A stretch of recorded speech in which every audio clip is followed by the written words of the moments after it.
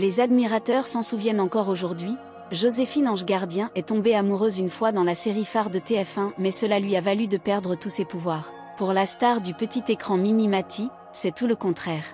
Sa rencontre avec Benoît Gérard lui a donné des ailes. Il y a des gens que vous avez l'impression de connaître depuis tout le temps, alors que vous les croisez pour la première fois.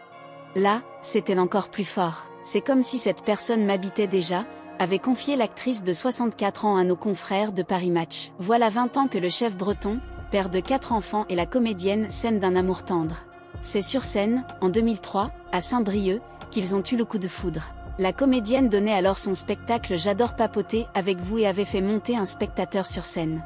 J'ai senti qu'il s'était passé quelque chose, on s'est revus 3 semaines après, et on ne s'est plus quitté, avait-elle raconté. Selon Ici Paris, si Mimi ne compte pas de sitôt faire ses adieux à son personnage fétiche de Joséphine, elle serait toutefois prête, par amour, à entamer une reconversion loin de Paris dans le Vaucluse, précisément où son époux s'est lancé dans la production de vin. À Vaison-la-Romaine, le couple a depuis 2008 fait l'acquisition d'un domaine.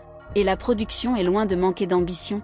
Notre domaine de vin biodynamique sur 2 hectares s'appelle le Minoist, la contraction des 2 prénoms des amoureux.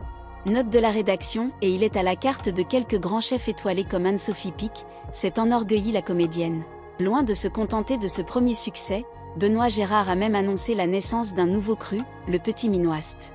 J'ai voulu, avec cette nouvelle expression du domaine, rendre hommage à ma femme sans qui Minoist n'existerait pas.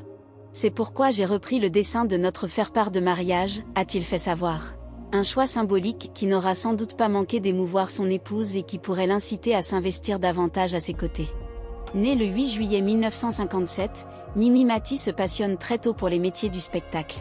Son DUG de sciences économiques décroché, elle décide d'arrêter ses études et se lance dans une carrière artistique. Elle commence comme animatrice au VVF, et en 1979 intègre l'atelier de comédie musicale de Nice, créé par Michel Fugain. Pendant 3 ans, elle apprend le chant, la danse et la comédie. À la fermeture de l'atelier, elle met le cap sur Paris pour y poursuivre sa carrière. En 1994, elle joue dans son one-woman show Mimi au Splendide, coécrit avec Pierre Palmade, le public l'acclame.